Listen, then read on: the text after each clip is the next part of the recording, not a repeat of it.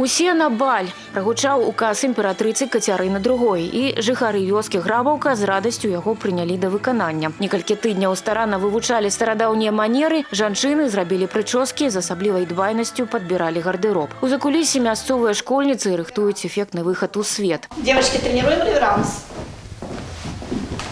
Уборы, кажуць, хоць і не вельмі практычныя, але затое романтычна. Рассматривали фотографии, все, что относится к истории, к Екатерине, и чтобы было похоже и чуть-чуть лучше. Мне он очень нравится, мне очень удобно. Я бы хотела, конечно, в таком ходить не каждый день, но 2-3 раза в недельку можно было бы. Баль 18 стагоддзя бадай цэнтральная падзея фестывалю. Комплексны міжнародны маршрут «Кацярынінскі шлях» прэзентавалі яшчэ 2 гады таму падчас расійска-беларускай сустрэчы «Садружнасць-2023». Яна праходзіла ў Бранскай вобласці. Фармат гэтага незвычайнага маршруту, які звязаны з гістарычнай спадчынай імператрыцы Кацярыны II, прадугледжвае стварэнне умоў для развіцця рэгіянальнага турыстычнага патэнцыялу. Ідэя ўзнікла на аснове легенды і гістарычных фактаў аб падарожжы імператрыцы з Петербурга ў Крым по территории Гомельского и Кармянского районов. Изначально мы проект наш представляли на международном конкурсе в России, в Нижнем Новгороде. Мы вышли в финал. В следующий год мы реализовали этот проект. Пробно мы сами своими силами провели этот фестиваль.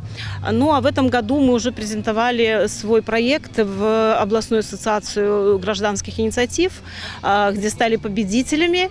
Граждане сельского совета очень активно включились, собрали необходимую сумму для того, чтобы нам реализовать этот проект. Мы целый год работали над изучением костюмов XVIII века. Мы постарались их воспроизвести, чтобы показать эпоху, дух этого века. Жыхарка вёскі Грабаўка Паліна Грыцава часова выконвае абавязкі імператрыцы. Дзяўчына доўга ўжывалася ў вобраз царской особы. Пришлось посмотреть историко-культурные, так сказать, фильмы, для того, чтобы посмотреть, как Екатерина вела себя в повседневной жизни, как она правила, как с подчиненными обращалась.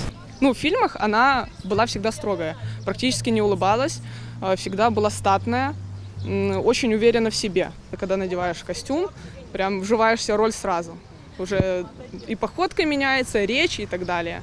На фестывале імяніны Кацярыны ёсць некалькі лакацый. Усе яны звязаныя з жыццём імператрыцы. У школьным садзе Грабаўскага вучылішча вырошчваюць расліны, з якіх у 18 стагоддзі заварвалі гарбату. Напоямі па старажытных рэцэптах зараз частуюць гасцей. Ліпавы чай з варэннем з муханцоў у топе продажу. Яшчэ адна лакацыя – майстар-клас па вырабе веераў і брошак. Каб адпавядаць арыгіналам, іх вывучалі ў архівах, а таксама па вядомых партрэтах самой Кацярыны. А тут не толькі дзіцячая забава, яны ўсім узростам пакорныя.